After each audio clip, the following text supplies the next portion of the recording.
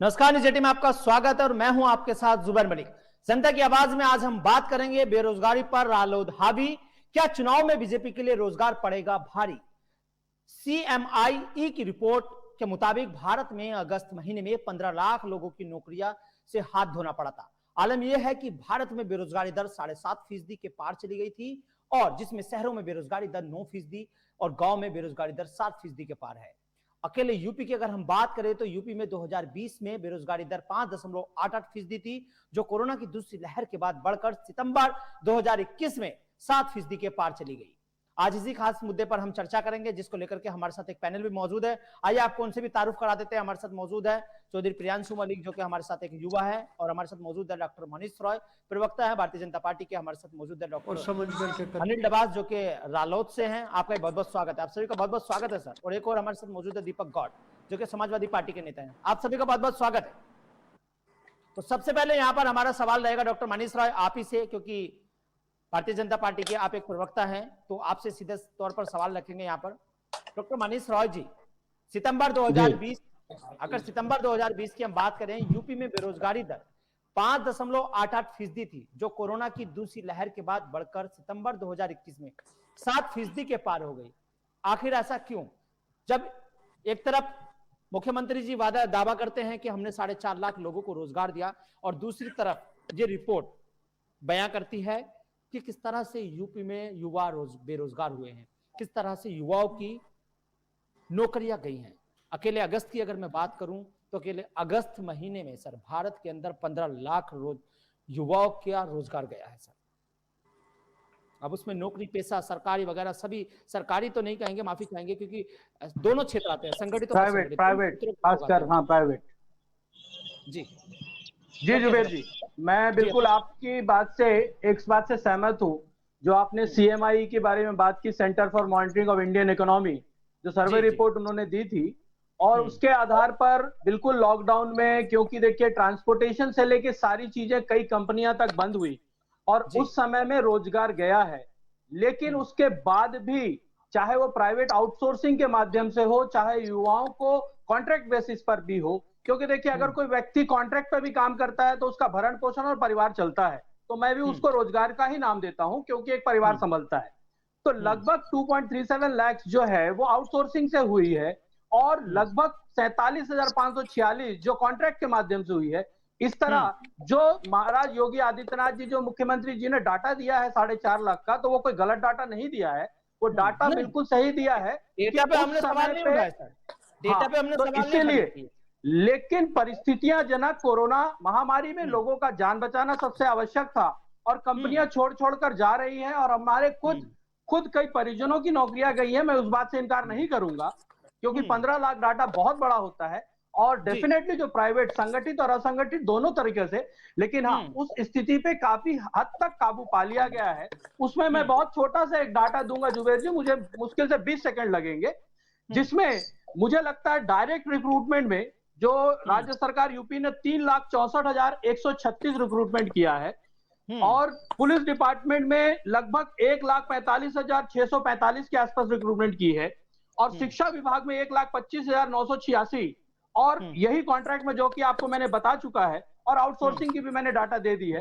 तो ये लगभग नियुक्तियां इसी दौरान हुई है, जो 20 से 21 का पीरियड है, और इस पीरियड में भी हम कोशिश कर रहे हैं कि जो आज हमसे ज्यादा है अनएम्प्लॉयमेंट जो दर है, वो राजस्थान और झारखंड और तमिलनाडु में है।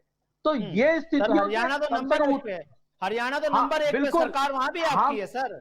बिल्कुल सर, हरियाणा में 39.7%। लेकिन हम उस, सुन लीजिए प्रियांशु जी, मैं आपकी बात भी सुनूंगा, पहले मेरी बात को सुन लीजिए, मौका देंगे सर। तो जी रखिए। ये सारी चीजें, जब सारी चीजें व्यवस्था सुधर रही है, तो डेफिनेटली हम जनता के साथ और युवाओं के साथ है। युवाओं के जो वादा किया है माननीय मुख्यमंत्री योगी आदित्यनाथ जी ने, उनको रोजगार मूलक, चाहे पढ़ाई की बात हो चाहे नौकरी हो, उनको दिया जाएगा। इसलिए जुबेर जी, ये जो डाटा है उसमें सुधार भी हो जाएगा। जी जी, फिर आपके पास आएंगे, रालोद जी के पास चलते हैं, जो कि यहाँ पर रालोद के नेता हमारे साथ बैठे हैं, डॉक्टर अनिल डबास जी, क्योंकि उन्हीं के पूर्व विधायक ने इस मुद्दे को उठाया है। पश्चिमी यूपी की अगर मैं बात करूं, एक तरफ किसान आंदोलन कर रहे हैं, और दूसरी तरफ अब सरकार पर हावी है विपक्ष, चाहे वो रालोद हो, चाहे वो समाजवादी पार्टी हो, चाहे बसपा हो, चाहे कांग्रेस हो, सारे के सारे विपक्ष, पूरा खेमा एक साथ सत्तारूढ़ पार्टी पर हावी है। हालांकि सभी जानते हैं कि स्थिति कैसी रही है कोरोना काल में, लेकिन उसके बावजूद भी यहां पर अनिल जी, रालोद के पूर्व विधायक जी कह रहे थे कि युवा बेरोजगार है और ग्रेजुएट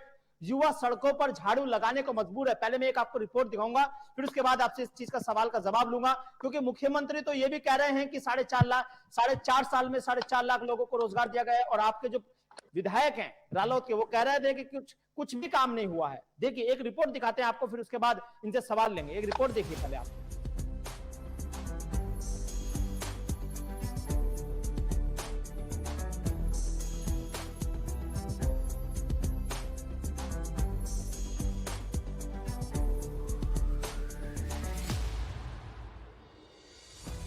2022 चुनाव से पहले नेताओं के आ रहे बयानों से लगता है कि मानो यूपी में अब कोई भी युवा बेरोजगार नहीं है, क्योंकि यूपी के मुख्यमंत्री योगी आदित्यनाथ ने दावा किया है कि जब से यूपी में उनकी सरकार आई है तब से भर्ती प्रक्रिया में पारदर्शिता आई है और 4.5 साल में 4.5 लाख लोगों को रोजगार दिया गया है। सभी नियुक्तियां वर्षों से लंबित थी, क्योंकि पारदर्शिता का अभाव था, ईमानदारी का अभाव पिछली सरकारों में था, और उन कार्यक्रमों को सफलतापूर्वक हमारी सरकार ने आगे बढ़ाया था। नहीं तो भर्ती निकलती थी और परिवार के अलग अलग सदस्य, पूरा खानदान वसूली के लिए प्रदेश में निकल पड़ता था। 4.5 वर्ष के अंदर आपने देखा होगा, एक भी भर्ती में कहीं कोई दलाली नहीं, कहीं किसी प्रकार का कोई लेन देन नहीं, पूरी ईमानदारी, पूरी पारदर्शिता के साथ जब कार्यक्रम हुआ तो माननीय न्यायालय को भी किसी भी भर्ती में स्थगन आदेश नहीं देना पड़ा और पूरी पारदर्शिता के साथ 4.5 लाख नौजवानों को नौकरी दी गई। उधर विपक्ष रोजगार को लेकर लगातार सरकार पर हमलावर है। पूर्व अरवली विधायक का आरोप है कि योगी सरकार ने अपने घोषणा पत्र में जो दावे किए थे उनको अभी तक पूरा नहीं किया गया। आलम यह है कि ग्रेजुएट से लेकर पीएचडी तक के युवा बेरोजगार हैं। बेरोजगारी पर इस पर हाहाकार मची हुई है पूरे प्रदेश के अंदर। अभी ग्रेजुएट, बीटेक और यहाँ तक कि जो बच्चे पीएचडी करे हुए हैं, वे बच्चे भी नाले की खुदाई कर रहे हैं। एक छोटी सी नौकरी को लेकर के मुरादाबाद का भी एक वीडियो देख रहा था। मुरादाबाद में वहाँ पर एक सफाई कर्मियों की नौकरियों के लिए उसकी वैकेंसी निकली हुई है और वहाँ नाला साफ कर रहे हैं बच्चे। शर्म की बात है इस देश के अंदर। और अभी योगी सरकार जो योजना ला रही है, वो योजना ये ला रही कि 5 साल तक संविदा पर रहेंगे पहले, तब उसको नौकरी मिलेगी। जो गुजरात का मॉडल था नौकरी का, वही मॉडल उत्तर प्रदेश में करने जा रही है। इस सरकार को मैं तो ये कहूँ कि फेलियर सरकार है, और योगी जी को और मोदी जी को, तमाम भाजपा के नेताओं को नैतिकता के आधार पर इस्तीफा दे देना चाहिए। जो इन्होंने वादे किए थे, जो इनके घोषणा पत्र हैं, उन घोषणा पत्र में एक भी सवाल इनका ऐसा नहीं है जिसे लेकर के यहाँ की जनता संतुष्ट हो। 2022 में जो ये ढोंग रचेंगे, जो ये बात फैलाएंगे, जो बवंडर ये पेश करेंगे प्रदेश के अंदर, कब्जा है हर संस्थाओं के ऊपर, लेकिन उसके बावजूद भी देश की हालत पर नौजवानों का सबसे बड़ा दायित्व है, आम जनता का सबसे बड़ा दायित्व है कि सरकार को समझें और समझ करके कदम उठाएं।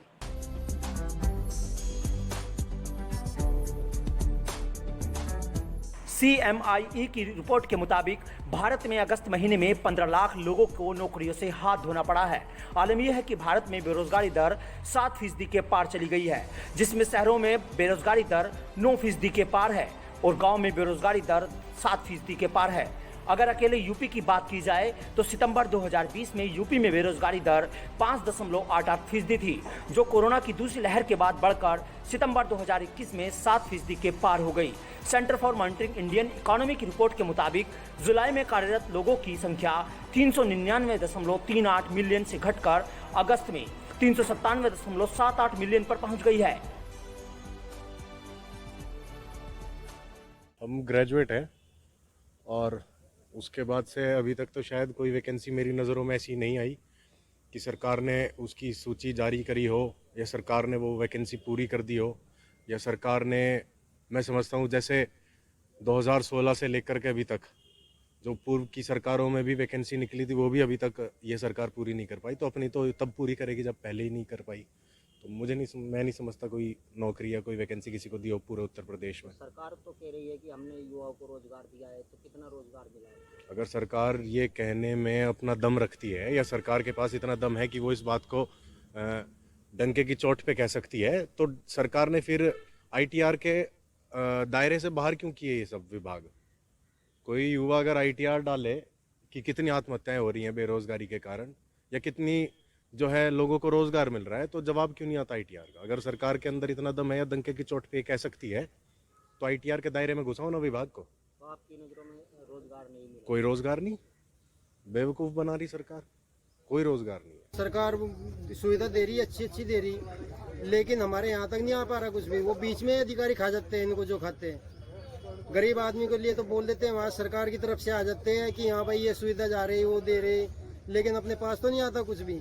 हम सुनने में आता है कि हाँ गरीबों के लिए ये कर रही सरकार, वो कर रही, लेकिन अपने पास कुछ भी नहीं आता, कुछ भी नहीं मिल रहा है यहाँ पे। तो सब बेरोजगार है। तो सरकार तो कह रही है कि युवाओं को रोजगार दिया है, तो युवा को रोजगार दिया होगा, हमारे यहाँ तो है नहीं। दिया होगा जिसको दिया होगा, जिसकी जहाँ जान पहचान है, अधिकारी वगैरह कोई अपनी जान पहचान में दिला देते होंगे, लेकिन यहाँ तो कुछ भी नहीं है।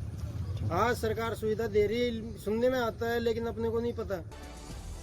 सरकारें लाख दावे कर लें कि हमारी सरकार में सबसे ज्यादा युवाओं को रोजगार दिया गया है, लेकिन ये आंकड़े बेहद चौंकाने वाले हैं, क्योंकि केवल अगस्त महीने में भारत में तकरीबन 15 लाख लोगों की नौकरियां जाना बेहद चिंता भरा है।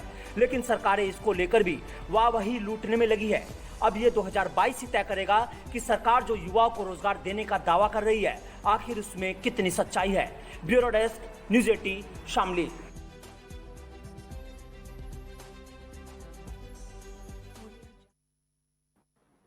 तो दावे तो काफी किए जाते हैं, चाहे कोई भी सरकार को लेकर लगातार सरकार पर हमलावर है। पूर्व आरएलडी विधायक का आरोप है कि जिक्र नहीं होता कि कितने लोगों का रोजगार गया और कितने लोग बेरोजगार हैं। चाहे वो हम यूपी की बात करें, चाहे इंडिया के अन्य राज्यों की बात कर ले, वो हर राज्य की यही हालात है। ऐसा नहीं है कि यूपी में कोई वो आम बात है। तो यहाँ पर डॉक्टर अनिल डबास जी बैठे हैं। डॉक्टर अनिल जी विधायक जी कह रहे थे, पूर्व विधायक जो थे राठी जी, उनका साफ तौर पर कह रहा है कि पीएचडी से लेकर ग्रेजुएट से लेकर अंडर ग्रेजुएट तक और पोस्ट ग्रेजुएट तक, मास्टर डिग्री तक के बच्चे, युवा सड़कों पर झाड़ू लगाने को तैयार है और कहीं ना कहीं नाले की खुदाई कर रहे हैं। बेरोजगारी की इतनी तराही मची है, तो क्या अब रालोद बेरोजगारी को मुद्दा बनाकर के चुनावी एजेंडा बनाएगी? क्या चुनाव में जाना चाहती है? देखो जुबेर जी, धन्यवाद। ये बहुत सेंसिटिव मुद्दा है जो आपने आज उठाया। बेरोजगारी, जब 2017 में जो है बीजेपी की सरकार आई थी, तो सबसे ज्यादा युवाओं ने इनको सपोर्ट किया था। हिंदू मुस्लिम दंगे को भी एक तरफ रख दो, युवा सबसे ज्यादा बीजेपी में थे और आज सबसे ज्यादा खिलाफ युवा हैं। यहाँ तक कि जहाँ काली पोतने का काम हुआ, विरोध करने का काम हुआ, वो सब युवाओं ने किया। कहीं भी आप जो है देख लो, 17 तारीख को मोदी जी के बर्थडे के दिन भी दुनिया ने तस्वीरें देखी हैं, ट्वीट देखे हैं, किस तरह से। मैं कह रहा हूँ कि जब से जो है उत्तर भारत की राजनीति, इसी मकसद से आप युवा हैं, आप युवा विंग से आते हैं रालोद की, इसीलिए आपको लिया गया है। और एक युवा भी ऊपर बैठे हैं चौधरी प्रियांशु, इसीलिए लिया गया है। सिर्फ यही मकसद है। आखिर युवाओं में कितना रोष है, क्या है, क्या वाकई रोजगार मिल पा रहा है या नहीं मिल पा रहा है, ये अभी संशय लोगों के बीच में है। देखो जुबेर जी, आचार संहिता लगने के बाद में जो इनको झेलना पड़ेगा, ये सोच भी नहीं सकते। जब चुनाव घोषित होंगे, जब गांव में घुसेंगे, किस मुद्दे पे, विकास के मुद्दे की बात करते थे, विकास के मुद्दे पे गांव में घुसने का काम कर ही नहीं सकते। क्योंकि सबसे ज्यादा अगर इन्होंने पिछले 5 साल में एक भी भर्ती नहीं निकाली, एक भी भर्ती अगर निकाली वो पूरी नहीं, कोर्ट में लंबित है। जो अभी माननीय योगी जी कह रहे थे कि कोई कोर्ट को हस्तक्षेप नहीं करना पड़ा, निरस्त नहीं करना पड़ा। निरस्त कहाँ से करेंगे जब वो अभी उसके उन पर कोई कंसिडर ही नहीं हुआ। लेकिन योगी जी तो कह रहे हैं कि 4.5 लाख लोगों को रोजगार दे दिया गया है। अब अभी निकलवा आईटीआर के दायरे में देखिए ना, उसको करके कितने जो रोजगार दिए हैं। रोजगार छीनने का काम किया है। 4.5 लाख लोगों को छीन लिया होगा जो उनकी नॉलेज में होंगे, जो सरकारी विभागों को खत्म किया है, जहाँ छटनी किया है। मतलब सबसे खराब, जब से देश आजाद हुआ है, इस सरकार ने सबसे ज्यादा युवाओं का बेरोजगारी को छीनने का काम किया है, जो सड़कों पर दौड़ लगा रहे हैं। हमारे यहाँ एक एसडीएम थे, वो कहते थे कि हमारे यहाँ इतने जितने यहाँ फौज में उसमें होते हैं, हमारे यहाँ इतने लोग एसडीएम, आईएएस और पीसीएस होते हैं। लेकिन हमारे पश्चिम उत्तर प्रदेश का 90% युवा मिलिट्री, देश की सेवा करने में विश्वास करता है। सड़कों पर दौड़ लगाता है। आप किसी भी सड़क पर शाम को 2 बजे के बाद निकल जाइए, चाहे वो सर्दी हो, दोपहर हो या बारिश हो, वो लोग जो है दौड़ लगाते हैं, वर्जिश करते हैं, व्यायाम करते हैं, ताकि वो देश की सेवा। देश के लिए प्रहरी हो सके, देश की सुरक्षा कर सके। लेकिन उनकी उम्र निकल गई 18 से 28 तक का। अगर आप ढूंढ कर देखो, एक भी गांव में जो है ना उनको खाने की व्यवस्था ठीक है, ना उनके जो है नौकरी की, ना उनकी शादी की। इतनी बुरी हालत देश में, प्रदेश में, देश में हमने नहीं देखी। जहां जहां बीजेपी शासित प्रदेश है कहीं नहीं हुआ। अभी जो है, अभी आप जो है किसी भी सरकारी अस्पताल में देखिए, जो वैकेंसी गवर्नमेंट की निकलती थी आजकल वो प्राइवेट कंपनी को दे दिया। उन्होंने अपनी जो है लैब लगा दी, उन्होंने अपने एक्सरे अल्ट्रासाउंड सेंटर लगा दिए जहां प्राइवेट लोगों की भर्ती होती है। जो 1 लाख रुपए सैलरी होती थी, वहां 40-40 हजार रुपए पे लोग MSc माइक्रोबायोलॉजी, MBBS, MD लोग रखे जा रहे हैं। अभी आप मुरादाबाद की, अभी माननीय विधायक जी वीरपाल लाठी जी ने कहा था, जो हमारी पार्टी के बहुत सीनियर नेता भी हैं और विधायक भी हैं, विधायक भी रहे, पूर्व विधायक है मुरादाबाद की। मैंने भी अपने फेसबुक पर शेयर किया है वो वीडियो। जो मुरादाबाद का आदमी जो है मुरादाबाद के अंदर IIT है, जो बीटेक है, MSc है, वो लोग जो है नालों में जो है गंदगी निकाल रहे हैं, केवल जो है वहाँ उसकी सफाई कर्मचारी की नौकरी के लिए। 10 मिनट लगे। चलिए, तो इससे ज्यादा बुरी स्थिति मैं तो देखो, चलिए डॉक्टर मानिक जी का पक्ष लेंगे, लेकिन उससे पहले चौधरी प्रियांशु के पास चलेंगे। चौधरी प्रियांशु मलिक जो कि युवा नेता हैं, और युवा, सबसे बड़ी बात यह है कि यूथ को इसलिए जोड़ा गया है ताकि पता चले कि यूथ के अंदर है क्या, आखिर बेरोजगारी की जो समस्या है वो समस्या है क्यों अभी तक। क्योंकि सरकार तो लगातार पिछले 4.5 साल से बहुत काम कर रही है बेरोजगारी को खत्म करने के लिए, और इतना काम कर रही है कि 4.5 लाख लोगों को अभी तक सर मोटे मोटे तौर पर रोजगार दिया गया है, और मुख्यमंत्री, माननीय मुख्यमंत्री योगी आदित्यनाथ इसको पहले ही बता चुके हैं। चलिए चौधरी प्रियांशु के पास चलते हैं। चौधरी प्रियांशु जी, क्या लगता है आपको कि युवा को रोजगार मिल पा रहा है या नहीं मिल पा रहा है? जैसे सर डब्बास जी ने बताया है कि 2017-18 में इन्होंने, जैसे 17 में चुनाव में जीते थे तो इन्होंने सबसे ज्यादा युवाओं ने इनका साथ दिया था। पर 2017 और 18 के अगर आंकड़े उठा के देखें तो पिछले 45 साल में सबसे ज्यादा बेरोजगारी 2017-18 में आई है। आप जैसे देख सकते हैं कि रेलवे में अभी एक जगह 90,000 वैकेंसी निकली थी, उसमें 2.5 करोड़ युवाओं ने फॉर्म फिल किए थे। एक मिनट, और वो भी पूरी नहीं हो पाई। प्रियांशु एक मिनट, मैं आपको एक चीज करेक्ट करना चाहूंगा। एक चीज ध्यान रखना, यहाँ रोजगार का मतलब सिर्फ सरकारी नौकरी से नहीं होता है। रोजगार का मतलब चाहे वो प्राइवेट सेक्टर हो, ऑर्गेनाइजेशन सेक्टर हो, कोई सा भी सेक्टर, संगठित और असंगठित, सारे टोटल ओवरऑल को मिलाकर गवर्नमेंट उसको कलेक्शन करती है, ना कि सिर्फ सरकारी नौकरी को। क्योंकि सरकारी नौकरी इतनी पॉसिबल भी नहीं है और मिल भी नहीं सकती, ये भी साफ तौर पर आप भी जानते हैं और ये सभी जानते हैं ये बात। चलिए अपनी बात रखिए। जी सर, जैसे सरकार ने 2 करोड़ नौकरियों का वादा किया था, जिसमें से सरकार ने खुद ही 1 करोड़ 10 लाख नौकरियां खत्म कर दी है, और कुछ जो बची कुछ नौकरियां हैं वो बताया गया जैसे ITR से बाहर कर दी गई है, वो आज तक पूरी नहीं हो पाई है। युवाओं को नौकरी नहीं मिल रही है, युवा तैयारी कर रहे हैं, युवा पढ़ाई कर रहे हैं, पर वो पढ़ाई का जितना पैसा है, तैयारी का जितना भी पैसा है, सारा बर्बाद जा रहा है, क्योंकि कोई भी नौकरी उनके हाथ नहीं लग पा रही है। अब जैसे उठा आपके एक यहाँ 62 चपड़ासी की नौकरी निकली थी, जिसमें 3700 ऐसे लोग थे जिन्होंने PhD कर रखी थी चपड़ासी की नौकरी के लिए, जिन्होंने फॉर्म फिल किया था। ये सबसे बड़े दुख की बात है कि मतलब जो क्राइटेरिया ही नहीं देख के लोग फॉर्म आजकल फिल कर रहे हैं नौकरियों में। मतलब हालात ये हैं कि झाड़ू लगाने की अगर नौकरी निकली तो उसमें मान के चलो PhD तक के लोग फॉर्म भर देंगे। मुझे यही समझ नहीं आता कि आखिर वो चाहते क्या है। अरे जिसके लिए वो वैकेंसी निकली है वो लोग पीछे हो जाते हैं, वो लोग आगे हो जाते हैं, और फिर उसके ऊपर से गवर्नमेंट के ऊपर भी उसका प्रेशर आ जाता है। कहीं ना कहीं ये चीज मानने पड़ेगी। ये जुबेर जी, जब घर में खाना नहीं बनता ना तब यही स्थिति होती है। जब उनको कहते हैं तुम पढ़ लिख लिए क्या करोगे, तुम कुछ नहीं करोगे। चलिए, या तो आत्महत्या मनीष जी से पूछते हैं कि इसके लिए सरकार क्या कर रही है। डॉक्टर मनीष रॉय, ये क्राइटेरिया कब तक आखिर सरकार तय करेगी कि भाई यही लोग इसमें फॉर्म भरेंगे? क्योंकि कहते हैं कि ग्रेजुएशन तक के लिए वैकेंसी निकलती है कि ग्रेजुएशन तक के लोग फॉर्म भरेंगे फला नौकरी के लिए, लेकिन वहां होता क्या है, वो मास्टर तक के PhD तक के लोग फॉर्म भर जाते हैं। तो क्राइटेरिया तो सर होना चाहिए ना। देखिए, क्राइटेरिया होनी चाहिए, इसीलिए ट्रांसपेरेंसी के साथ, जैसे योगी सरकार ने सबसे पहला इन्वेस्टर समिट किया था जो माननीय प्रधानमंत्री जी के नेतृत्व में हुआ था, आपको याद होगा, 4.68 लाख करोड़ का इन्वेस्टमेंट जो है यूपी गवर्नमेंट को ऑलरेडी उस इन्वेस्टमेंट मीट में मिला है। लेकिन उसके लिए समय लगता है, क्योंकि प्रोसीजर है, बहुत सारी चीजें, स्ट्रक्चर बनने में समय लगता है। और दूसरी, मैं इसके बेसिक बुनियादी मुद्दे पे जाऊंगा, क्योंकि प्रियांशु जी युवा है और डबास जी इतने दिन से नेतागिरी कर रहे हैं, राजनीति में है, वो भी युवा है। इन लोगों को अच्छे से पता है, सारे लोग देश को जानते हैं कि आज देश में जो परिस्थितियां, जुबेर जी आप सहमत होंगे कि 60, 70 और 30 का अगर रेशो में बोलूं तो 70% जनता का जो हम बोझ है वो 30% टैक्स पेयर उठाते हैं, और 30% टैक्स पेयर ही हैं जो हमारे 70% जनता को सारी संसाधन उपलब्ध करवाते हैं। तो कहीं ना कहीं जनसंख्या नियंत्रण का ना होना ये बेरोजगारी का सबसे बड़ा कारण है। तो इसलिए ये चीजें इकट्ठे तो नहीं हो सकती। आज हमारे पास कमाने वाले 2 लोग हैं, खाने वाले 10 लोग हैं। तो अब आप सोचिए कि उन 8 लोगों को उस अनुपात में नौकरी देने में और उस रेशियो को कमी लाने में समय लगता है।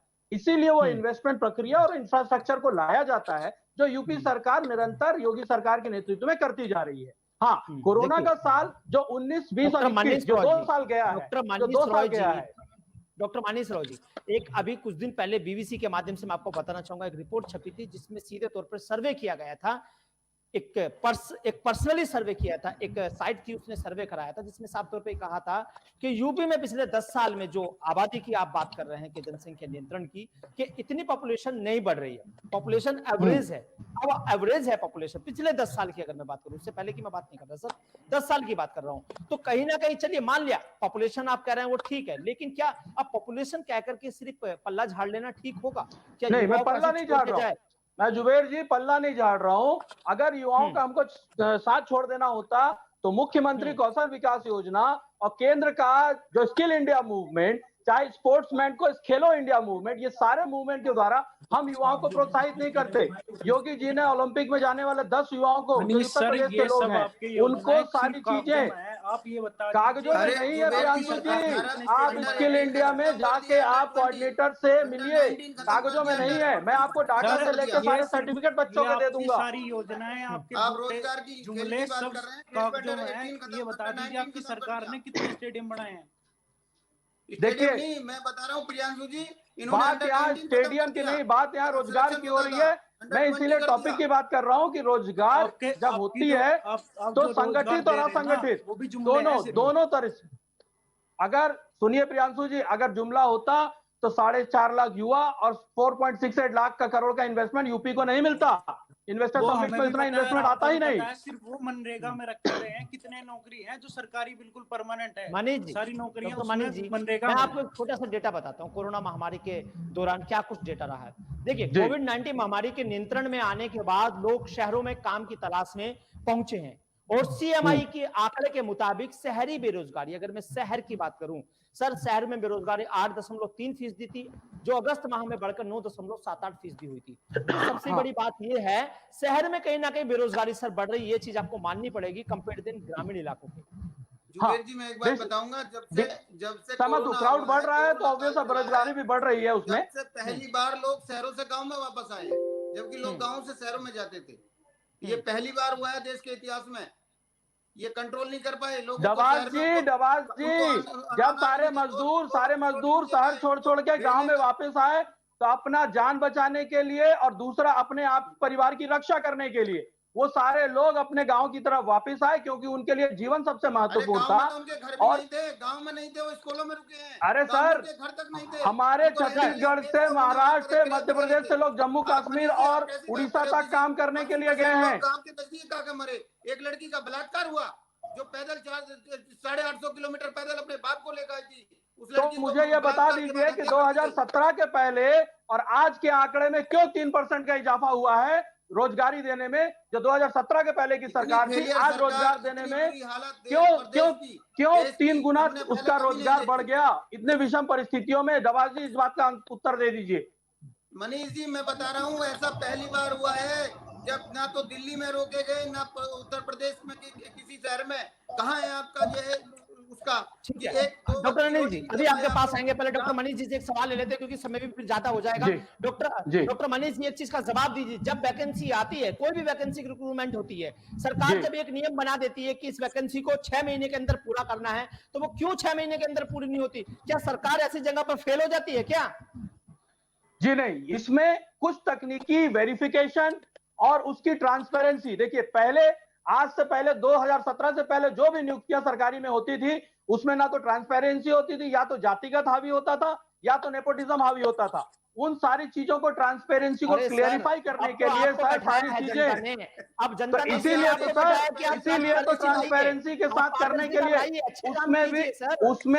उसमें भी टेक्निकल जब कोई फॉल्ट आता है तो कोई उसमें कोर्ट में जाके रिट लगा देता है और पीआईएल लगाने के बाद अल्टीमेटली वो जबरदस्ती लंबित प्रकरण में चला जाता है। पिछले 1.5 साल से आर्मी की वैकेंसी टलती चली आ रही है सर, कोरोना के कारण। मंत्री के दौरे में नहीं आता। इलेक्शन हो सकता है सर, लेकिन वैकेंसी नहीं, भर्ती नहीं हो सकती है, भर्ती को टाल दिया जाएगा। बिल्कुल बिल्कुल, इसीलिए मुख्यमंत्री योगी आदित्यनाथ ने भर्तियों को गति देने के लिए ही प्राइवेट एजेंसियों को हायर किया है कि ताकि सरकारी हस्तक्षेप ना हो उसमें। रुकिए डॉक्टर अनिल डबाज जी, एक सवाल करने दीजिए मुझे। डॉक्टर मनीष रॉय जी, मुझे एक सवाल आपसे ये करना है, ये बड़ा दुख का सवाल है। बहुत सारे युवाओं ने मुझे पर्सनली मैसेज भी किया है, कांटेक्ट किया, फोन किया, मैं हकीकत बता रहा हूँ आपसे, और बहुत सारों ने मुझे फेसबुक पे भी उसको टैग किया है कि सर हमें ये सवाल चाहिए। सवाल ये है उन युवाओं का, वो ये जानना चाहते हैं, जैसे कि कोई युवा मान के चलो, सपोज करो कि 21 साल की उम्र किसी चीज में नौकरी में फिक्स कर दी गई है, अभी जैसे आर्मी की भर्ती है उसमें 21, 22, 23, 24 जितनी भी उम्र है, बिल्कुल वो युवा की मान के चलो 1 साल 2 साल पहले से ये कोरोना की महामारी चल रही है, 2 साल से वैकेंसी टल रही है, अब जिसकी एज पूरी हो गई तो गवर्नमेंट क्या उसे रियायत देगी, छूट देगी उम्र में? बिल्कुल बिल्कुल, हम लोग उसको कैबिनेट में बैठ के पास कराते हैं कि अगर 3 साल लेट हुआ है तो 3 साल का रिलैक्सेशन दिया जाए। देखिए जुबेर जी, इसीलिए उस परिस्थितियों को सारी परिस्थितियों को देखकर ही उतने साल का रिलैक्सेशन स्थानीय युवाओं को दिया जाता है। ये सारी प्रक्रिया अपनाई जाती है कि ताकि अगर 1.5 साल कोर्ट में भी लंबित हुआ है। मैं आपकी सहमत नहीं हूं डॉक्टर मनीष जी, रिलैक्सेशन जो दिया जाता है वो जातिगत आधार पर दिया जाता है, सामान्य ओबीसी दिया जाता है, लेकिन स्थानीय डोमिसाइल के बेस पे दिया जाता है। जुबेर जी, इस चीज को आप मानिए कि डोमिसाइल के बेस पे भी दिया जाता है कि जो स्थानीय युवा बेरोजगार है, अगर उसकी उम्र 30 है तो उसको 3 साल और दिया जाता है ताकि वो 3 साल डिले उसका रिकवर किया जा सके, इसलिए दिया जाता है। चाहता हूं जो लोग जनरल के हैं या जो किसी भी जाति के हैं जिनकी एज पूरी हो गई है, 2 साल से वैकेंसी नहीं हुई है, 2 साल पहले उसने फॉर्म डाला था, अब उसकी उम्र पूरी हो गई है, तो उसको कैसे मौका मिलेगा? सर बताइए कैसे मौका देंगे आप? बिल्कुल बिल्कुल उसको मौका दिया जाएगा जो उस साल का अगर रजिस्ट्रेशन नंबर अगर वो मेंशन करेगा। यही तो चीज आपको बताने की कोशिश कर रहा हूं जुबेर जी कि जो उसी अगर पुराने रजिस्ट्रेशन को मेंशन करते हुए अगर वो रिप्लाई करता है तो उसको 2 साल का उसको बेनिफिट दिया जाएगा ताकि वो उस प्रतियोगिता में, उस परीक्षा में फिर से वो प्रवेश ले सके और वो भर्ती में शामिल हो सके। ठीक है डॉक्टर अनिल डबाज जी, जल्दी से इस पर अपना रिप्लाई दे दीजिए जल्दी से। मैं ये कहना चाहता हूँ, ये न एक दिन का भी रिलैक्सेशन देंगे, यहाँ तक करेंगे जिन्होंने कोरोना काल में जिनको प्रमोट किया है 12th में 10th में, उनके एक एग्जाम अलग होगा, वो लोग सड़कों पर आएंगे, उनको पास कर दिया, उनका एग्जाम नहीं कराया। दवाज जी मैं आपका इसका जवाब दे दूं, मैं तो शिक्षाविद भी हूँ। दवाज जी मैं तो शिक्षाविद हूँ, मैं प्रिंसिपल भी रह चुका हूँ, मैं आपको जवाब दे देता हूँ। जो बच्चा अगर जनरल प्रमोशन में पास हुआ है तो उसकी योग्यता मापने के लिए एक IQ टेस्ट लिया जाना बहुत जरूरी है, और IQ टेस्ट के आधार पर उसकी योग्यता का निर्धारण करके ही आप ये कहेंगे कि पिछले बेंच वाला बच्चा अगर पहले बेंच में बैठ जाए।